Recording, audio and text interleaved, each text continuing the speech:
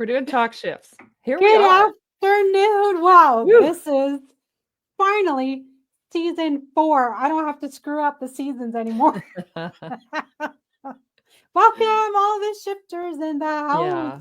This is a real Wow. shift show. If you're ready, we're ready to talk shift. And Always. yeah, we keep it real here. This is unfiltered, this particular one. So if you do have littles, either throw in your earbuds or catch it on a replay because yeah, shift gets real here. And sometimes there's some bombs dropped, it's just that's how real life can be sometimes. It gets shifty and it gets balmy.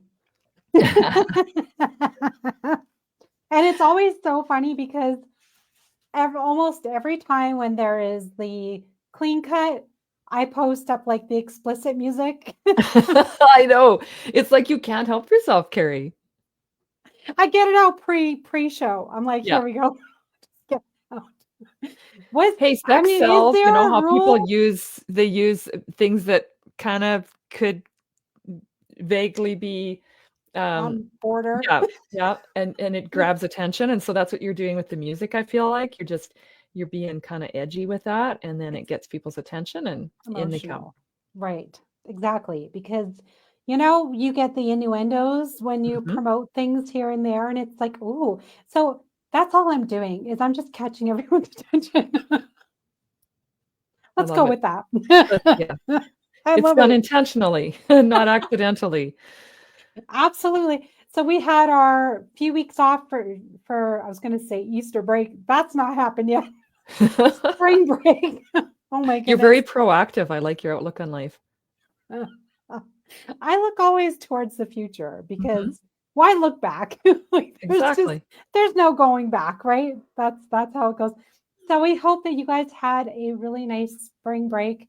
Um, Here in Calgary, it's been a bit of spring, a bit of winter, a bit of, Mother Nature can't make up her mind. She is trying to shift slowly into the next season. So, as all Calgarians and maybe all Alberta kind of knows, it's, I don't know, bipolar weather.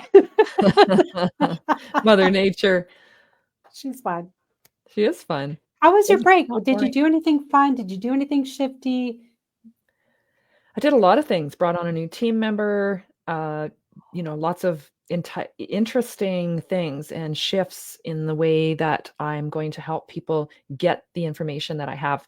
So I'm a Nice. connector and a creator. As people know, I publish a magazine, a podcast, and numerous other resources for people to find help through life changes, including divorce, abuse, all that kind of thing. And so how can I get this to more people? And so right now I'm in the ideation phase of offering this in partnership with wellness programs, employee assistance programs, benefits programs to get it into the workplace. Because where do people spend most of their time? At work. So how can we support them in those environments so that it's compassionate and it's caring? And I mean, that really sets up businesses to also feel more um, like they're in touch with helping their employees and supporting them Yeah, and creating that environment and being I an love that. employer of choice. But it also helps with retention. And when people feel seen and supported, they're going to stick around and be part of your team. So why not help them through these struggles? So that's what I've been trying to work on in the last little while during this break between season 3 and season 4 is how I can best get this to the people who need it. That's amazing. How That's about you, Carrie? beautiful. Not much going on. Right. No, I would say my newest shifty thing is I got my hair cut today. Ooh, nice. Lovely And locks. I mean, you got to keep up with your self-care and all that. I do believe in that. One of the bigger shifts for me is always cutting my hair. People don't notice it because I keep it very long, but I actually got 3 inches taken off of my hair. So for me, it grows back like a weed. Like literally next month, it'll be an inch longer. It's almost an inch a month. Like it is incredible. So really, everyone kind of laughs and they're like, "Oh, it'll grow back." It does very fast. But for me, it's like, you know, it's part of me, of course. and it's a bigger shift when I do a bigger cut. So I'm like, okay, brace myself. And as my hairdresser's cutting it, like, this much is falling to the ground. And I'm like, okay, it's fine. It'll go back. So mentally, I have to be prepared. I'm like, okay, let's go. Otherwise, I get maybe a tiny bit cut off here and there. Like I think it was 6 months ago that I got a little bit. And then a year ago, I think I got like 2 inches cut off. So it's a process. I'm like, it's okay. It'll be fine. But I know it's not a big deal for everyone. It's a big deal for me when I have long hair. I don't know how you feel about that, Deena, but that's, it becomes a part of you. It grows on you, as they say, right? Right. It does. It literally does. Yeah. It literally does grow on you. Yeah. Other than that, we I've been just booking people in for Connected with Cari show. Oh, another nice, big, beautiful shift Yeah, recently. didn't you just launch something new? I launched another podcast with Linda Nardelli. She is a part of our beautiful, fabulous 262 women. Mhm. And we'll get into that again here in a little bit because our special guest may or may not be part of this beautiful book. The other co-host beside me, she may or may not be part of this I beautiful am. book. I'm in there. Very fabulous collection of wonderful ladies. So Linda Nardelli is a spiritual channeler. We had been in talks for a little while about how can we help each other? How can we support each other through some growth, through some shifty changes in our lives, and just to kind of help her with her business as well, to kind of bring it up, because I do underground stuff, as people know. It's kind of a little bit of an underground business. So I was like, let's get you out there. Let's get your voice heard. And we did a group channeling for the, in public. So you guys can go back. You can go to Underground Radio C and go back and watch it. Also on Just TV, the Facebook page there as well. It's there. And so we did a beautiful group channeling. The next one's going to be April 23rd. So there's only spots for 6 people. It's a limited session group. We're just kind of in the big beginning phases of it. It went beautifully. It was very touching. It was very vulnerable. And I loved it. It was just, I don't know, just so touching and beautiful. And I have to thank Linda for, being so upfront and honest and wanting to do this out in the open, because sometimes when we have a profession that isn't in the public eye, something that's very accepting, people can make fun of you. People can, it's a transitional thing in her life. Again, with our guest that's going into that. It's interesting, so I wanted people to really hear her message, hear her voice, see what she does, and say, hey, this is something that may or may not be for everyone, but it is something that's offered now publicly, not to be ashamed, because everyone has, some inquiries in their life that they may want to go, hey, is this, a transition for me that I want to go into? Is this something that is spiritually good for me? So we Well, answer some of those questions. and Yeah. kudos to the people who were vulnerable and were willing to do this on a talk show and on a podcast. So that's Mm-hmm. really cool. And knowing, like, our listeners know our backgrounds, Yep. and I jumped into all of that right, like very readily and openly, even though we both come from quite, strict religious backgrounds that really poo-pooed and on, Yep. said this, it was called evil in the upbringing I had. Yeah. So, that's a shift Yeah. that we can respect and admire, that we've seen happen for you, Cari, too, is to be open Mm-hmm. to that, and to, it's encouraging to hear you describe this as how, Yeah. in a positive way, that you enjoyed it. It was a beautiful thing to witness Oh, this happening for people. absolutely. So beautiful. So without further ado, I think we'll bring in our guest, because she too has been through a lot of transformations and different shifts in her life and different challenges. So we'll bring on our guest. She can introduce herself, and then we'll get into some little talking tidbits and bring up some interesting things. So here we go. Yay. Welcome. Hi, Another Tina. 262 sister in the house. Woo, woo, woo. Thank you so much, Cari and Deena, for having me. I'm Tina B, and I'm an intuitive communication coach. And what that means is I draw out the beautiful magnetic light in heart-centered leaders to be able to stand in their power and speak their truth on any stage. That's so beautiful. Amazing. Just right out there, bang, out the gate. You got it. And I'd love to hear you like jump into the conversation we were just in here about, the intuitive, the spiritual. Yeah, so that's something I always had as I would say, a part. We all do, but we either choose to tune into it or not. I believe it's our sixth sense. Is women especially, we have this power, and if we make decisions by our bodies, the most beautiful things happen. We know when our heart and our gut and our body is saying that's a heck yes or a heck no, and then beautiful shifts happen. And so that's where I have found what sets me apart from other communication coaches is the spirituality aspect, where I actually sit with and draw a card for my clients prior and have about 10 minutes or so where I just sit and I get downloads and really just envision what is the greatest good, set that intention, because then it kind of guides the actual conversation and consulting coaching session, which I feel frames it in a beautiful, beautiful way, where sometimes we deviate from my initial plan for that client, and it's what they need in that moment. And so I feel like with our intuition and with spirituality, years ago, I knew I wanted to use that in my job title, and the confidence inside of me wouldn't do it. And I also think people were just not quite ready. And I feel like they are now. They want new, they want different, and they're really, really ready to up level. And I feel like we have to tap into our intuition to communicate more effectively with power and with engagement and magnetism.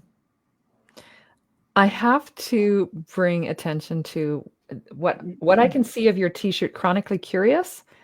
I love that. And so that really talks to that element of curiosity. And we can be curious about our intuition that we've been ignoring, that gut instinct, whatever we want to call it, but that intuitive part of our nature. And that is curiosity, in my opinion.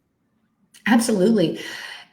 I loved when I actually had the opportunity to camp in the Serengeti in Tanzania, and I met this amazing South African doctor who was in his upper 80s. And I remember as we parted ways, I said, give me one piece of advice that I can share. And at the time I was a professor at Creighton University, and he said to me, always be curious and always ask good questions. That's never failed me in my 55 years of being a healthcare professional.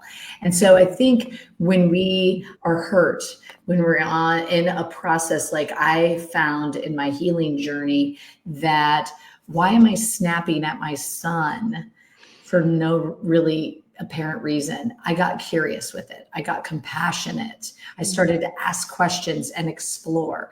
Or why is this happening? Or how can I do this with technology or what have you? If you go into it with a curiosity as opposed to a judgment, especially when we are connecting with people, we don't know their backstory. We don't know what their day has been like. Then we can co-create messages and get into a beautiful dance of conversation and move things forward. I love that. Beautiful dance, as you will. We all dance in our lifetimes, and we have different dances that we go to.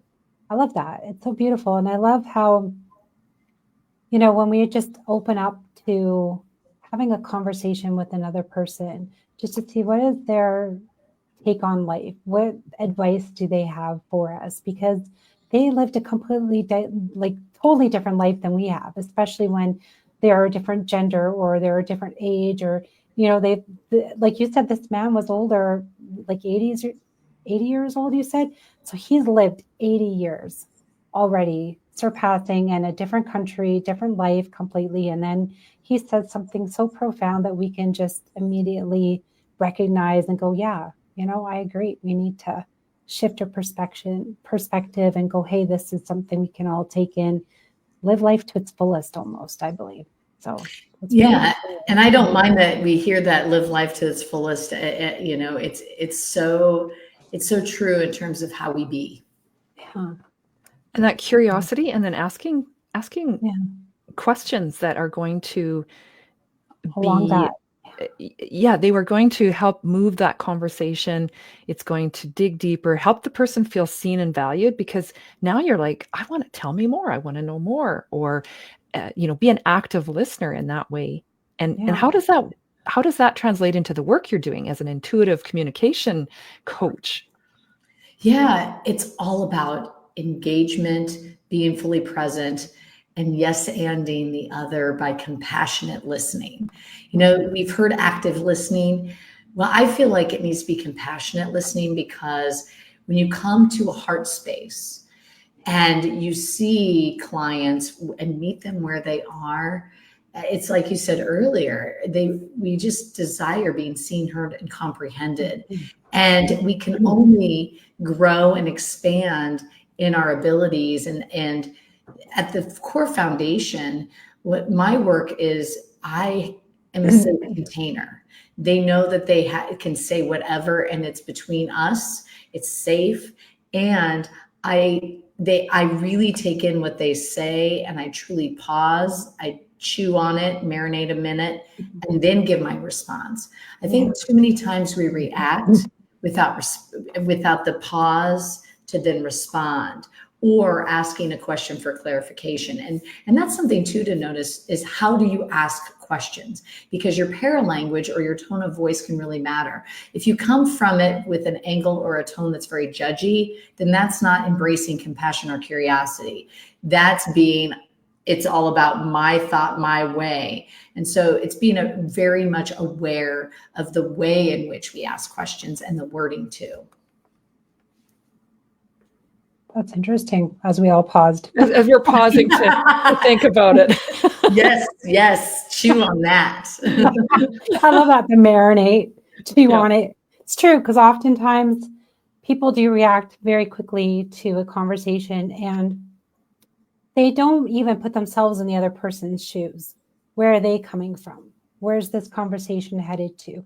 What are they trying to explain to you? Are they questioning you, or are they just explaining something to you? So I think, like you said, the marination, and just chew on it and go, okay, what are they inquiring? Especially as parents, I think the kids growing up are just like really quickly asking questions, and then we just want to answer really quickly to, scooch them off to go do the next thing, right? So as a parent, do you take that now into your own life? And have you taught your son sort of the same situation? Do you listen to others, marinate that? What have you been teaching him? Well, I love this question, because I feel like I have a little kiddo he just turned 15 about a week ago, and he's my little Zen Buddha. He's reading Zen Golf for like the third time at age 15. And most recently, we had a conversation as we were walking to our space for spirituality. And he says, Mom, I feel like I need to share something with you. And I said, what's that? And he said, I have a thing I do every day, 5 times, or at least 5 times a week. And it's during English class, midday. I said, what's that? And he said, well, I decide to put it in the cabinet.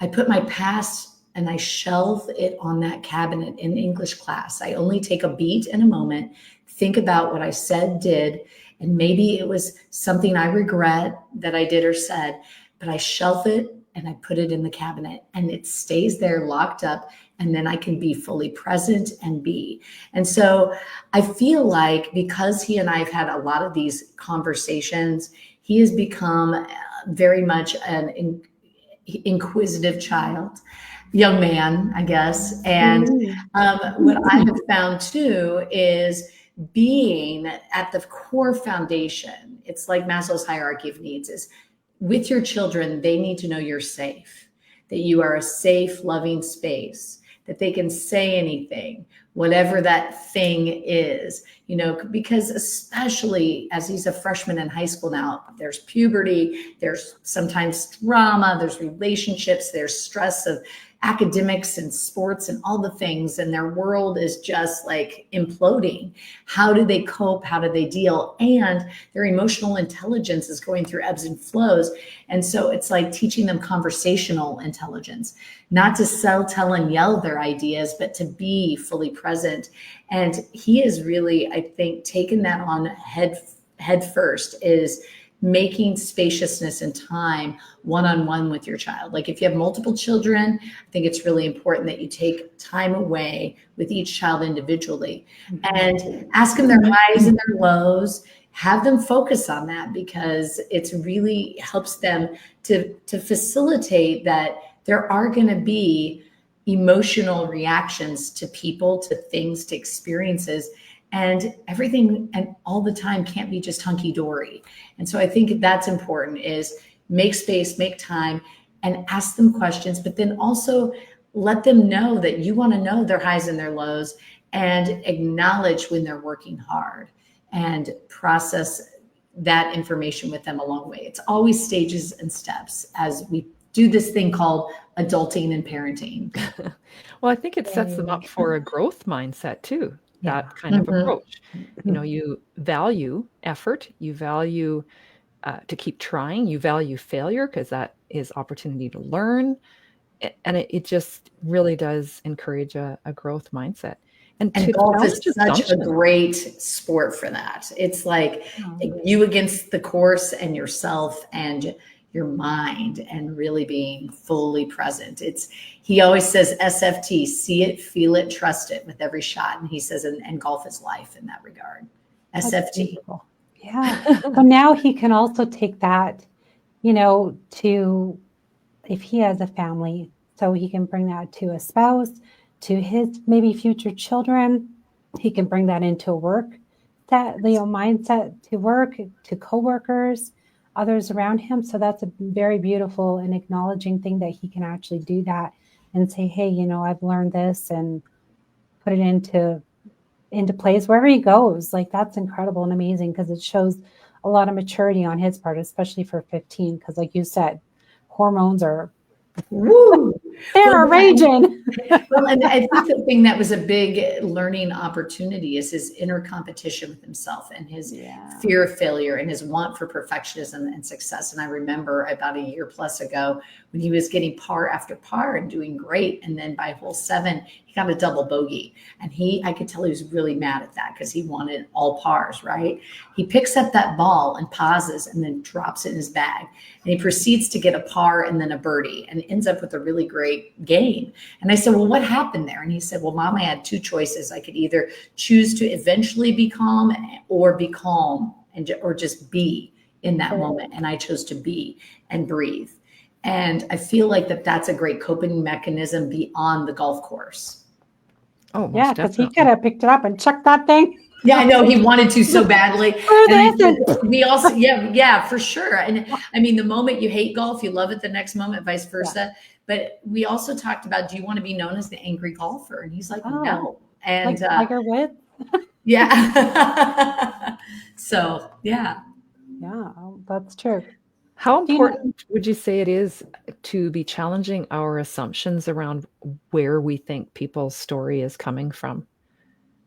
I think it's very important, actually, because it's so easy, so very easy. I know I'm human, and I've been guilty of this, where we create stories based on what someone does or doesn't do, says or doesn't say, where we've attached emotional responses, actions, reactions to it. And honestly, I mean, something that I've also told my clients when they're working on a presentation or doing anything, when they receive feedback, that's the other person's experience of you. It's not an attack of you as a human being. It's their experience. So you could see a presentation, the 3 of us could be in the same room together at a conference, see the very same presentation, and have 3 very different reactions based on our own nurtured experiences and our nature of what we tap into, because there's 2 types of elaborators when it comes to taking in content. There's the high elaborators and the low elaborators. Your high elaborators actually analyze content of the message, and they're a smaller portion of the population. Your low elaborators are more, how does that make me feel? What do I see? and how dynamic are their vocal and physical deliveries. So it's just being aware that we all experience communication based on our own framework of what we've experienced in the past and scripting that we've had, because it's our belief systems are really created from very, very young. And that's almost like a tail, if you will, that we drag behind us until we opt to shift the neuroplasticity to change and shift that, which the last 3 years have been working on pretty extensively.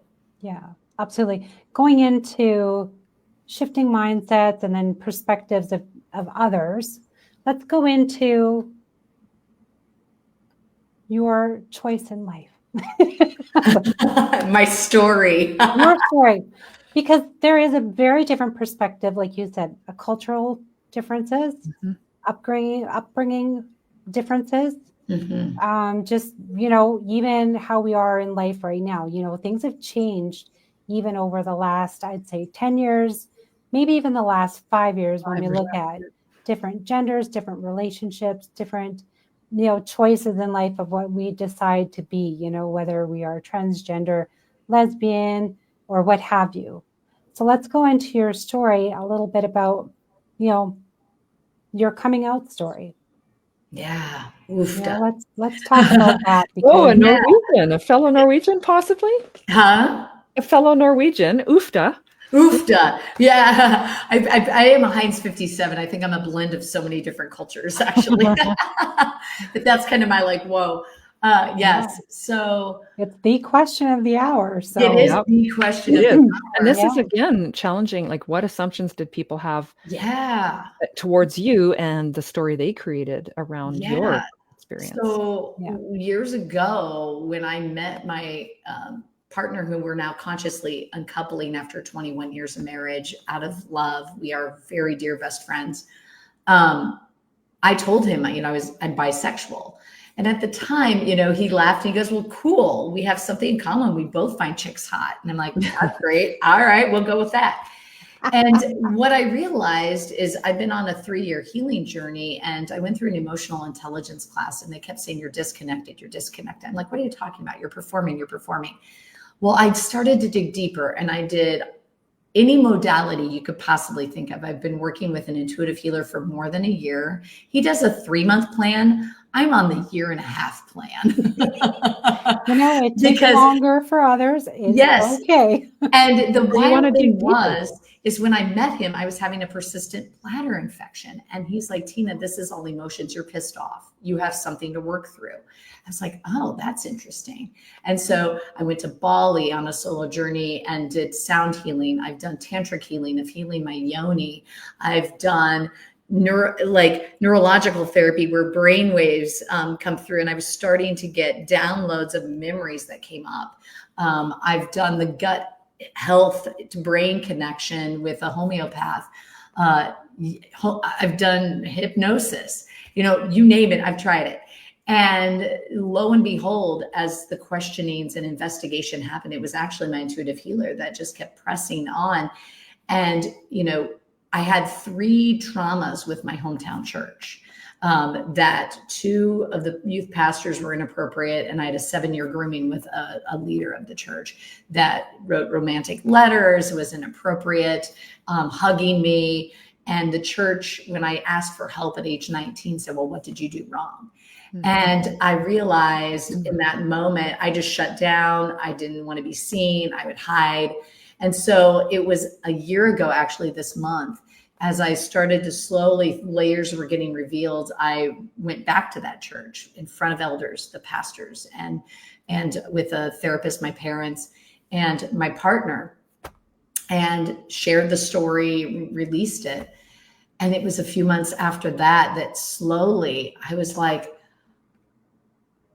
I'm more attracted to women. This thing called bisexuality was a comfort. It was a way to mask.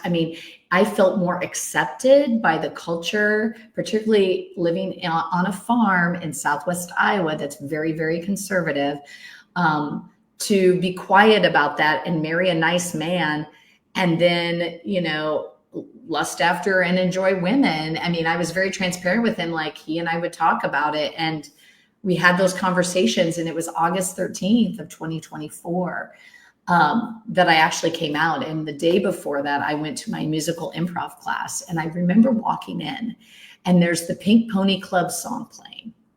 And I don't know if I love that song, but it's really my story, where it's a conservative girl going to LA to be herself, to be independent and free of her conservative family. And what's her mama going to say, which is all the same I felt. And I'm in the circle and I start bawling, and I play that song that next day, ironically, when we're going to my spouse's doctor's appointment, and we start crying. And he said, Tina B, you got to say it to me first.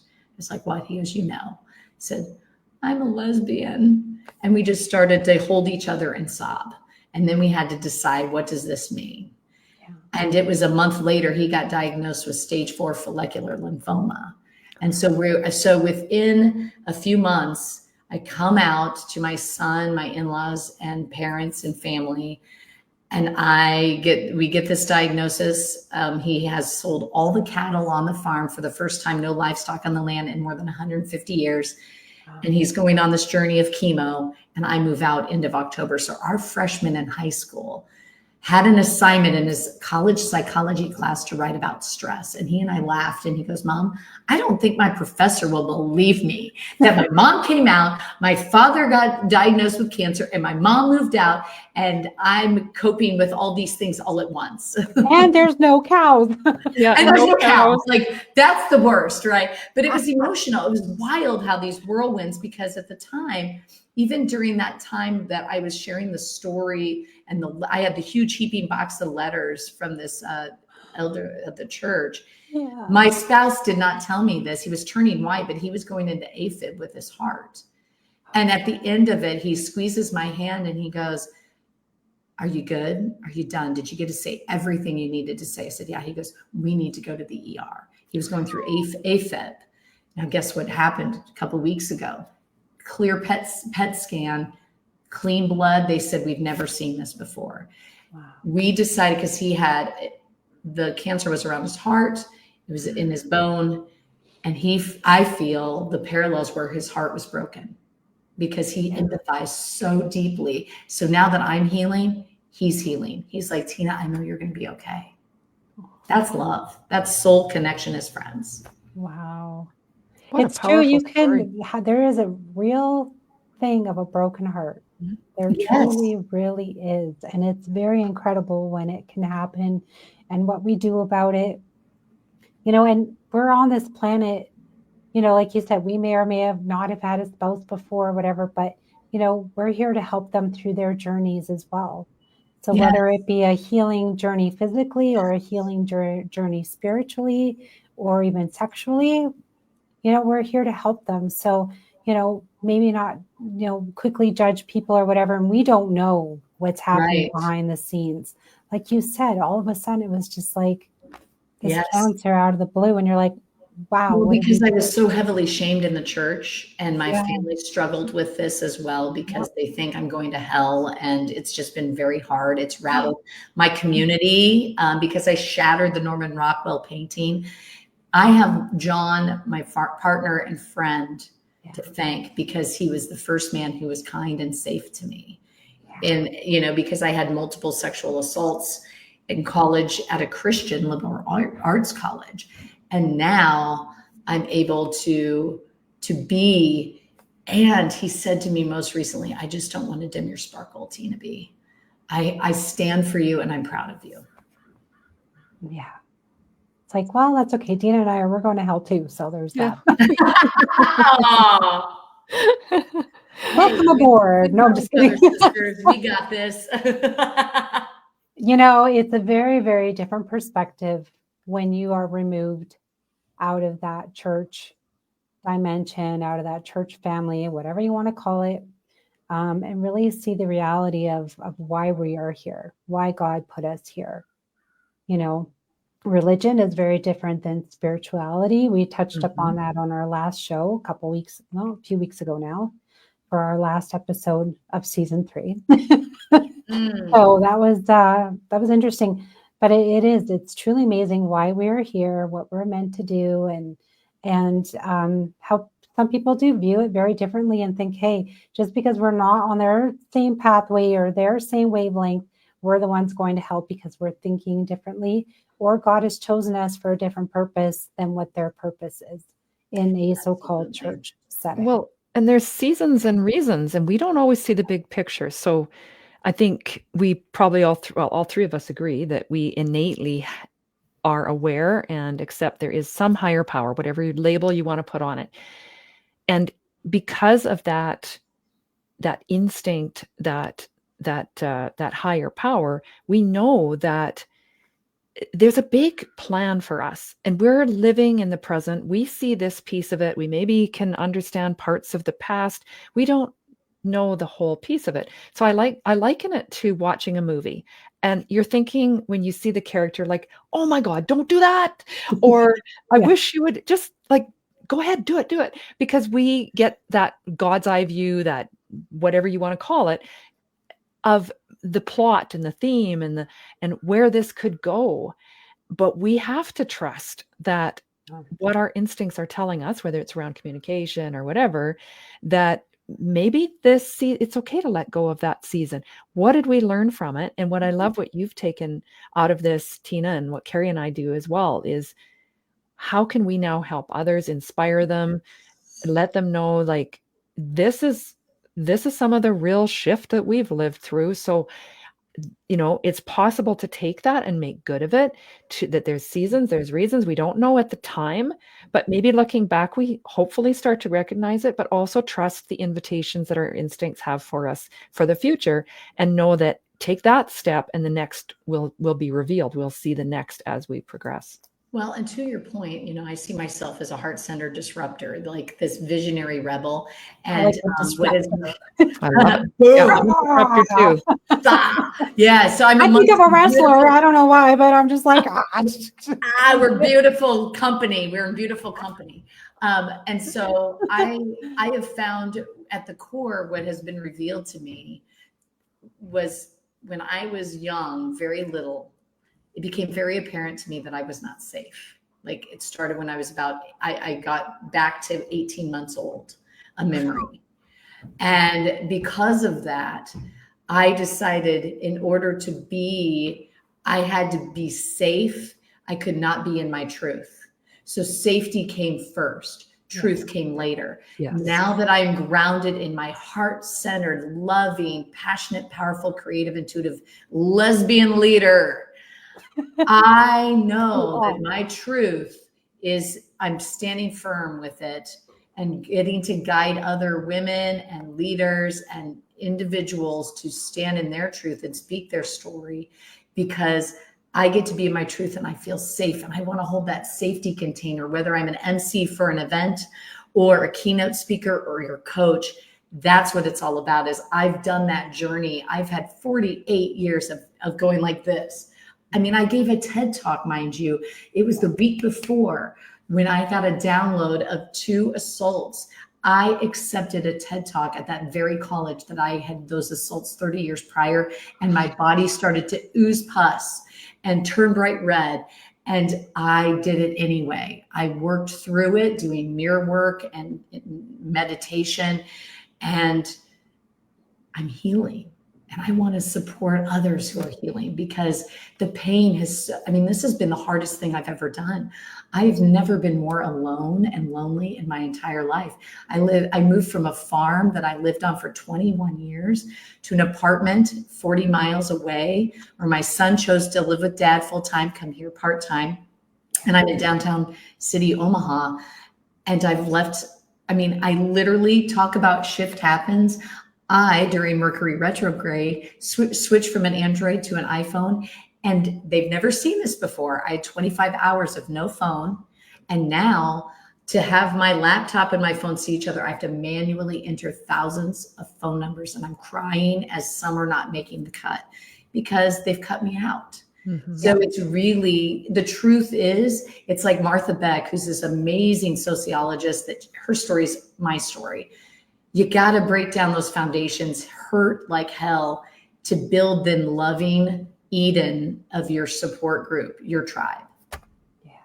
It's a whole shiftuation.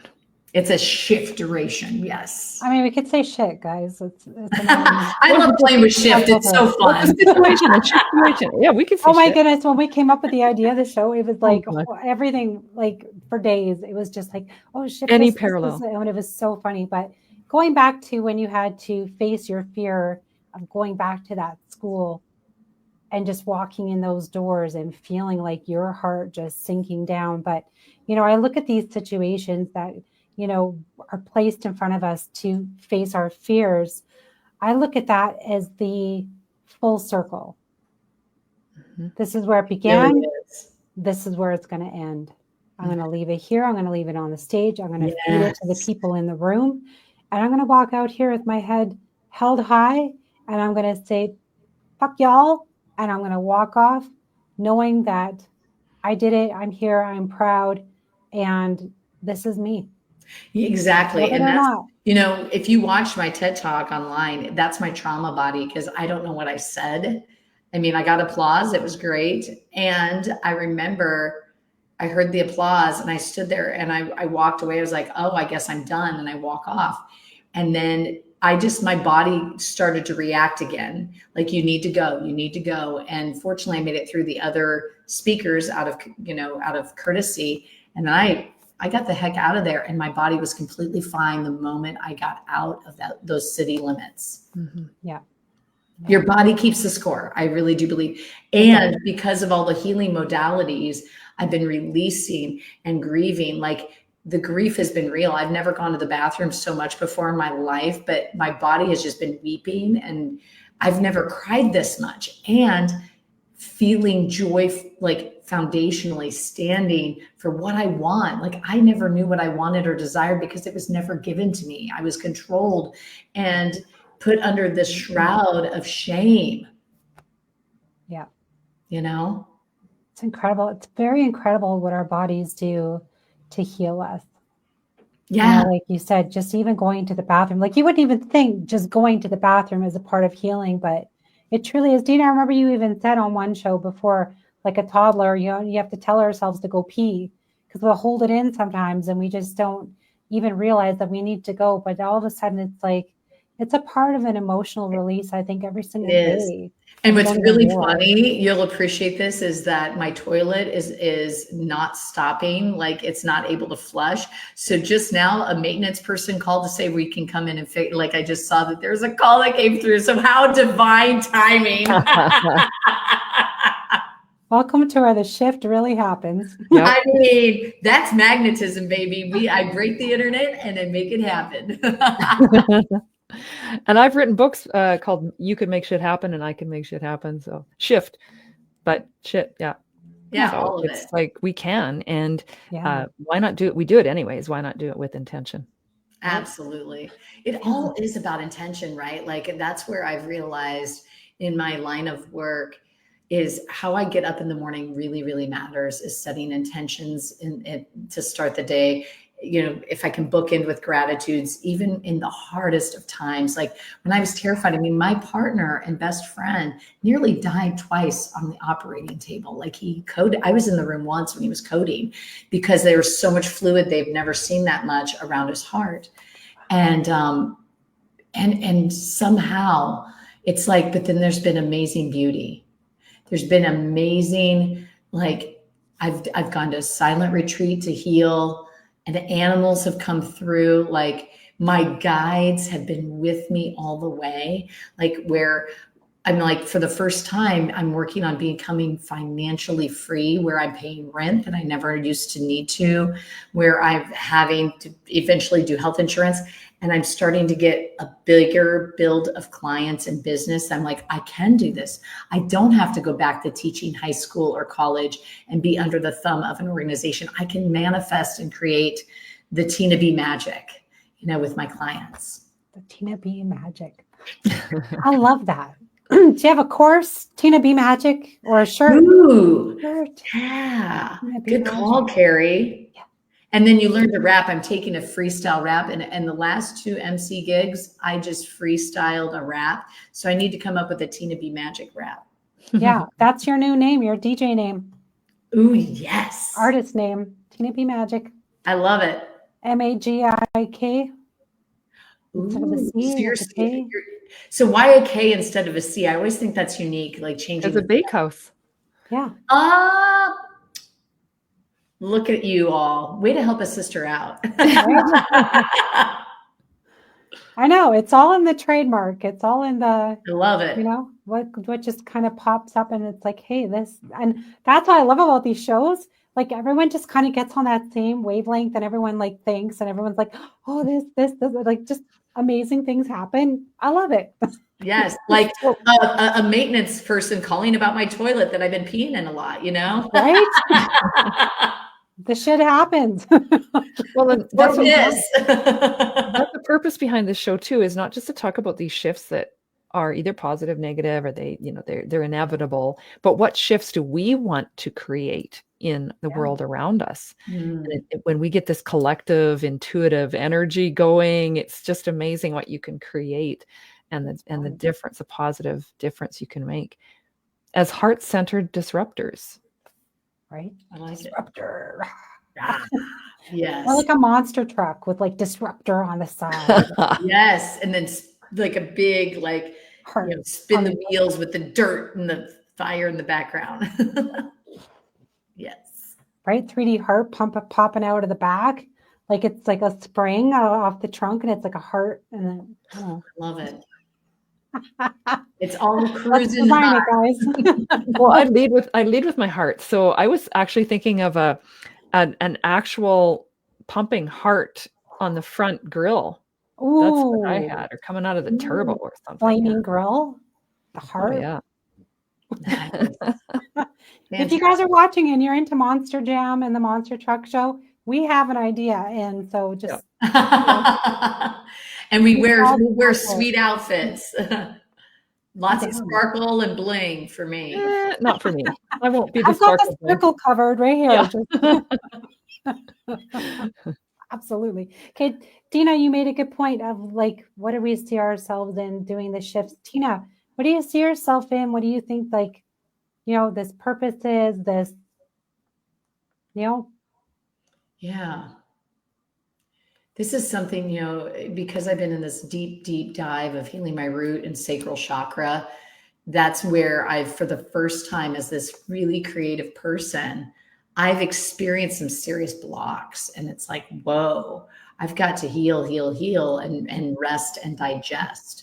Because what I have learned and been conditioned to do is clutter my calendar and just do. I'm a human being, not a human doer. That is something I have to keep telling myself. And as an emotional projector in human design, I'm meant to rest more. And then the work that I do is even more productive. And I don't have to effort so much. I'm a projector too. I'm a projector too. I get that. So yummy. Our yumminess generator.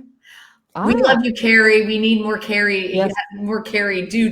Only the 33% of the world are manifest generators. I just learned that. And I was like, yes. Bring it on. Right? So cool. And I'm like, okay, I'll be doing it.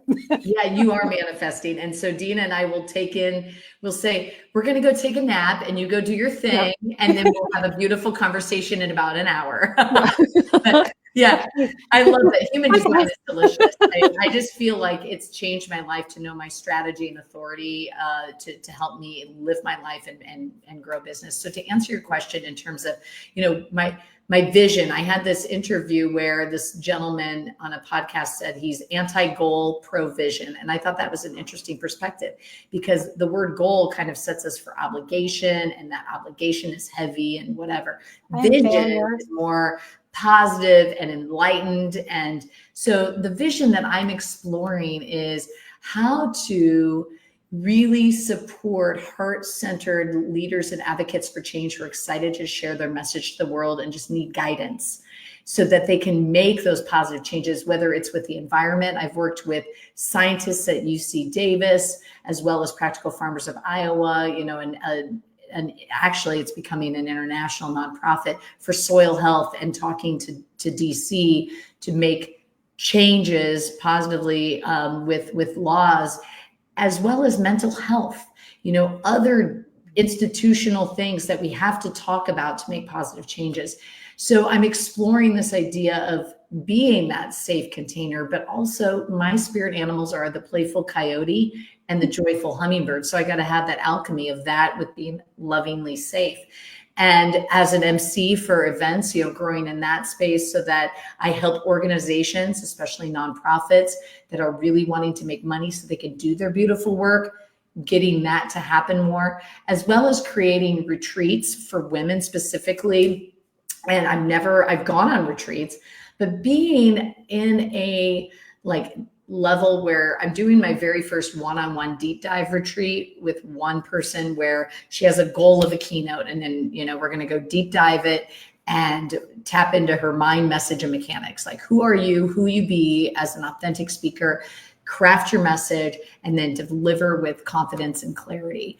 And I teach the 5 beats of storytelling and how to do that, as well as how to be a yes and leader and tap into improv and be bold and really fully present in your body and out of your head and into your heart, so that those messages become downloaded in such a powerful, beautiful way. So long story short, it's really supporting and guiding those people that, like the manifesting generators, the generators out there, the doers that want to make it happen.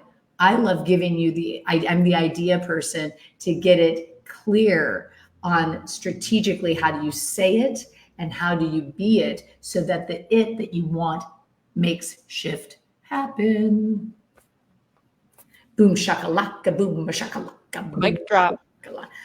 And that's it. We should just end right there. We're going to clip that, and Tina, and that will be our new intro.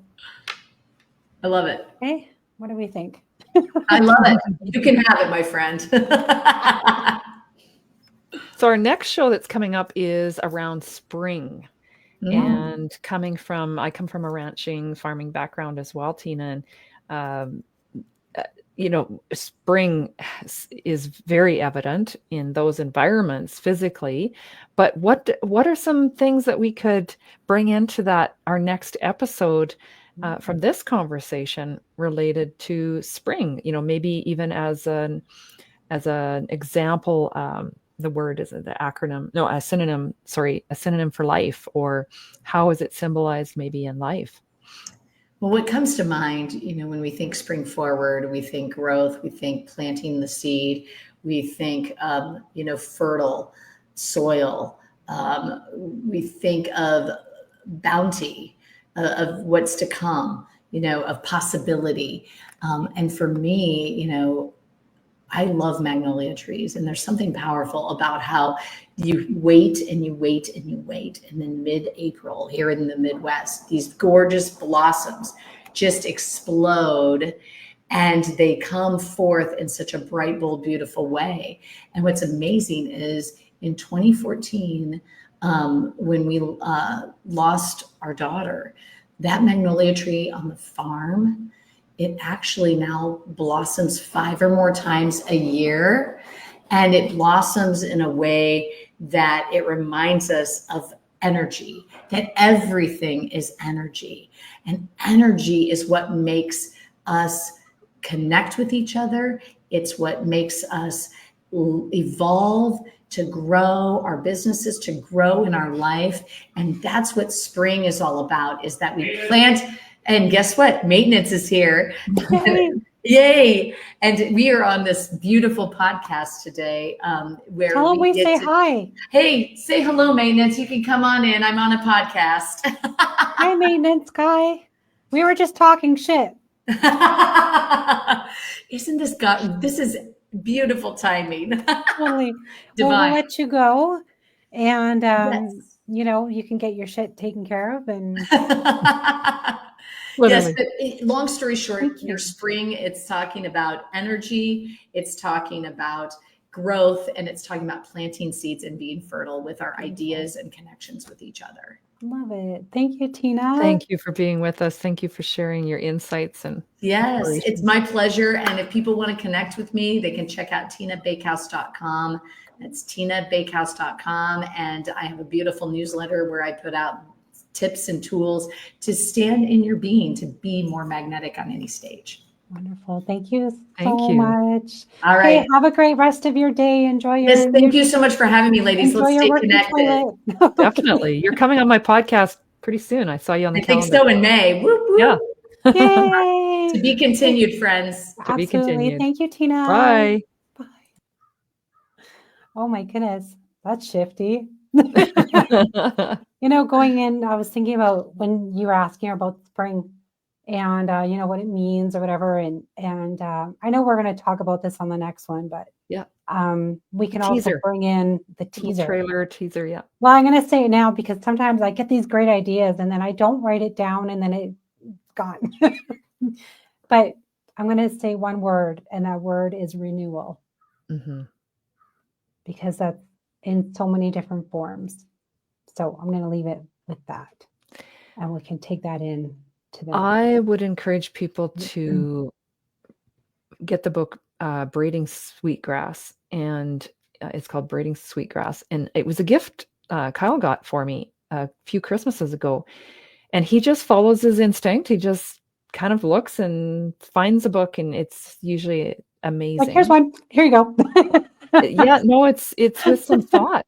But what is so fascinating about this is it has a beautiful rhythm of some story in this lady's life, but she interweaves fascinating facts about nature and how it's not rushed, and it there's a season, and the sap rises when it needs to, and leaves fall off when they're like, it for me it was very grounding. Nature, but it was very yeah, grounding and soothing and reassuring not to be in rush energy. And I discovered more, like I went to a retreat here myself a couple weekends ago with a couple friends, and part of this was to just lean into, like, just breathe, just relax. And I noticed that I actually breathe, and we were laying on our backs, and we were You like, breathe? if you, I breathe, yeah. Okay, good. You could rock yourself or whatever felt comfortable, right? Yeah. And I noticed that what felt the most comfortable was to breathe slowly and rock slowly. And that was actually felt like my more natural rhythm than my rush push energy. Oh, And it reminded me of nature again, how there's a time for everything. Just yeah. take a breath. With that, just breathe, everyone. Yeah. Just take a breath. Maybe we'll have a breathing coach on next for spring. We can breathe. Breathe. All the moms are laughing. Oh no. Oh no. Breathe, everyone. Breathe. Push. I'm just kidding. Yeah. Beautiful topic today. Beautiful guest. What it takes, like, a courage to come out and talk about, things that are not the norm, especially when it comes to sexuality, relationships, all that good fun stuff. It's fairly interesting to see someone else's perspective on that, we may or may not know how, one thinks like that, right? So it's interesting to see her perspective and what she brings to the table. And what is right, what is wrong, who knows, And who makes the rules? right? Who makes the rules? I had I that want to know. discovery. I blogged If you about make it the rules, tell me. No, I was kidding. Yeah, no, it happened. I was Just standing in kidding. line at a grocery store, and I was looking at the magazine display, and I saw these coloring books, and I just had a visceral, like, like reaction that was kind of a bit of a panic negative. And I went, huh, what was that? And Over coloring books? yeah, over coloring books, but I dug into it, Oh. and it was because of those black lines. Like, who says we can't color outside the lines? Who drew the lines? Who decided it had to be like, Yeah. and it talks about that Ooh, disruptor yeah. rebel kind of feeling that we have, Right. that I don't want to be a sheep all the time. I mean, we Yeah. have some roles that are very important, not harming others, that kind of thing. Oh, of But course. Like the yeah, moral how can rules of how can life, we and yeah. push this a little bit and explore? Be Right. curious, ask Right. questions. I love that. I do. And now that you pictured, or now I'm picturing a coloring book, and then, we're all told, yes, to color into the lines, whatever. But who's to say why don't we color the outside of that picture? if there's a big, beautiful flower, who says we color in it and Yeah. color outside of it? And then it just stands out even more because it's different, right? Yeah, exactly. If you guys have a coloring book, go color outside of Yeah. them. Well, that's where innovation comes from, right? And Is post those thinking pictures in the outside. comments. Yeah, we want to see the pictures of your coloring. I love that. Okay, and again, we invite people to tag us, Shift Happens Show. Let us know what shifts you have created or experienced or observations you've Yeah, made. And let us know if there's a topic you want us to tackle or a guest you'd like us to have. absolutely. And then next show will be spring shifts. So if there's something else that you guys want to, us to kind of talk about when it comes to spring, or if there's another idea that you're like, no, spring is totally this, Yep. instead of like the renewal or the actual physical, weather, or, like we think of growth or farming or whatever, the little calves being born and whatnot. Animals do get born all year round, not just springtime. Yep. Letting you guys know, there's I hate to break it to you, but So April 16, same yeah. place, same bat time, same bat channel. Same bad time. Rest in peace, Val Kilmer, one of the former Batman, Yeah. as he passed away yesterday. So I'm going to put that out there. People were like, "Oh, April Fools," and it was like, no, a real rest in peace to Val Kilmer, who, yes, really bring on the Bat Channel, Bat Time. So rest in peace to him. Thank you guys for tuning in, and we'll see you guys in the next 2 weeks, where the spring will shift and it will be a clean cut. So good luck to me. That was the first time I really swore on the show. It was interesting. Oh. Anyway. Okay. Well, thanks everybody. Yeah. We'll see you guys in the next couple weeks. Stay shifty, everyone. Bye. Bye.